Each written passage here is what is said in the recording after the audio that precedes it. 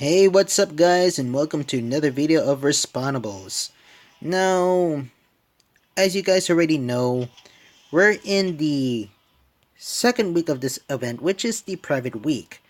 Now, the other thing that I would like to talk about is next week, which will be the veteran part of this event. So, as you guys can see in this video, or say in this kind of menu, is where in the third week people are going to use the Bataram. Or better yet to say, you can use the Bataram for the third week. Now, okay, here's the problem. Bataram is OP, same thing with the not the Stig Rifle, the Rainbow's End, which we are now in the private week where people are also using that weapon. And just in case, to prepare yourself for the private or veteran part of this event for those weeks, especially the third part of the week where we're going to win the new event prize, which is this weapon, I would like to give you some tips or ideas on how to, prepare yourself. Now, for those who have Battle Ram or those who have the money to buy these kind of weapons, I would like to say, please don't use Battle Ram, please. But then I also know that most of you may not understand me or the fact that you are not going to listen to me. So, just in case, okay, if you face guys with Battle Ram, I'll give you some tips, ideas, and how to prepare yourself for the third week of this event. Now, as you can also see here, you also can use the automatic grenade launcher, the howitzer, the incinerator, and the veteran machine gun, the siege cannon, and the super grenades. Now, as I could tell you, next week they will release the Fire Commando set. I don't know how much, but I hope it's a bit cheap. So those guys who have at least the money to purchase anything in the game, I hope you guys buy the incinerator, the Fire Commando set I should say, because it's a very fun weapon to play. And as well, it's balanced. Now, as you can see here, I'm dressed up in a way that it can nerf assault weapons. Let's go by the Battle Ram. The Battle Ram is powerful, and everything about it is just OP. And if you include the legs, let me go look for it. The advanced legs, or the legs from the advanced soldier equipment, it provides 10% damage increase when using assault weapons, and combined with the increased fire rate of assault weapons by 10%, you guys can tell how powerful that would be. So let's go in a little gameplay about that, so at least you guys have an idea of how this works. So, let's say you see people using this combination. It's just insane. See? It I'm not doing anything at all. I'm just standing, camping it out. Whoa, that was close. And if you're not like a upgraded player, level 50, or the fact that you are a new player, you will get wrecked by this weapon. And those people who don't have armor, it'll be like 2 shots if somebody's wearing these kind of legs that provide extra 10% damage when using assault weapons. And I'm kind of confused that this is an assault weapon. So you can see how powerful this would be in the next week. You see people using this with the Rainbow's End. You will see how powerful this would be in the next week. So, just in case if you face people using Battle Ram, this is what you're going to do. Now that I showed a little gameplay about it, Let's go equip ourselves any kind of legs. Let's go with the leprechaun legs, because as you know that in the third week, people are going to use the siege cannon. Just in case, I'm going to wear the cadet vest, for example. And it provides 20% protection from assault weapons, and the head 10% protection. So that being said, it gives you 30% protection from assault weapons. That is really, really awesome.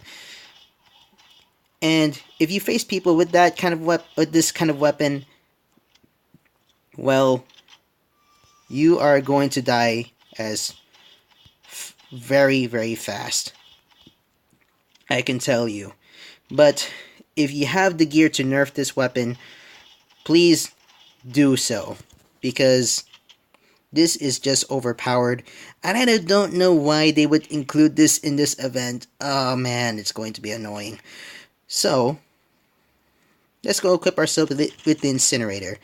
When we die, of course, because I'm trying to get myself dead, but I'm just resisting the urge to do so, because it's in my nature that, you know, and everybody's nature that they don't want to die or something. So I'm just waiting. Where you are? There you are. There you are. Come on. Haha. Sorry. I wish that you killed me. Oh man. It's not here, the explosions. So let's see. You can tell how powerful this would be if people are going to use this combination. Yes! Thank you, Vulcan Dynamite. For at least one time you did something grateful for me. But then again, it's kind of late. So, the incinerator. If you guys are going to buy the incinerator, the thing about it is it's a very good weapon, but it does have one problem. I will show you a bit right after this glitch. But to tell you is that it doesn't have any crosshairs. But I don't mind. I mean, it's a powerful weapon. It's kind of balanced. You kind of run a bit slow with this, but it's okay because it's understandable. Let's go, for example, Sandtown. When you're using the incinerator, it would be best for these kind of small maps. If you're going to use it in bigger maps, it's going to take you time.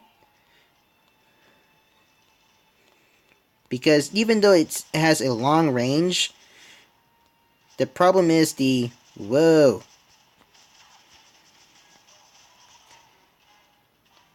Is when you're trying to be accurate.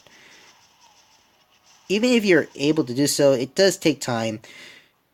But so far, so good. It is a very nice weapon to play with. How do you get here? Okay, I died. Now, let's go with the automatic grenade launcher. Now, I would recommend that this is not a very great weapon to play with, because though it does have an awesome way of fire rate and agility and some kind of damage, it doesn't really do the work very well, because one, it bounces a lot, it explodes very, very fast, the grenades, I would say. But if you're going to use this weapon, the same thing with the incinerator, you want to use this in smaller maps, because if you're going to use this in big maps, it would take time for it to reach its target, and before you know it, it would explode. Oh man, stupid snake predator. I hate you. Now, the final weapon, I would say, I'm not going to use the siege cannon because siege cannon is a bit easy to use, but one of the weapons that you should really, really master is the howitzer. Sorry for the noise, my neighbors are kind of noisy. Because the howitzer is a classic weapon, but at the same time, it's still good and powerful. Because, as you guys already know, It's a very great weapon. If you don't have it yet or can't even win it in this part of this week, try saving up some money because you might be needing that in the next event. Well, not next event, I should say next week of this event. Sorry. I'm being distracted by my neighbors. Especially in this part where you can pick up medals that could help you out. There are times when I'm confused with these medals because it seems to be very inspired by speed hackers. Like, they had the idea like, hey, speed hackers, how do you speed hack? And they go like, well, okay, let us speed hack in this event, and then okay, just tell us how to do it. But anyway, I'm going out of topic. But one of the weapons that you should master is the howitzer, because the howitzer is a very good weapon. One thing that you should not do with this weapon is camping. Camping is the worst idea with this weapon, because if you do, people will get annoyed, frustrated, and they would hunt you down.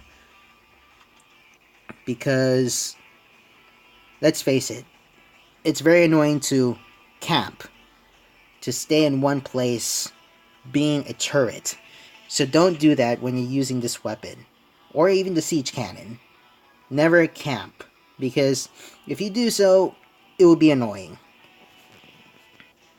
Now, there's another way to help this weapon out, and you can equip it with the Ghost Armor, which will help you move 7% faster and 30% increase of reload speed. If you saw my previous video, then you will understand. The thing is, it's a very good weapon, but I do like to say to those players who have anti-explosive armor, or like the red hero or black hero armor, please do not use explosive armor or explosive protection, because there are some people who will try to pass this event doing it in a nice and free and try hard way. And the other thing is, don't use Batarang. Please don't use Batarang, because it's very, very annoying. If you're going to use the... let me go look for it.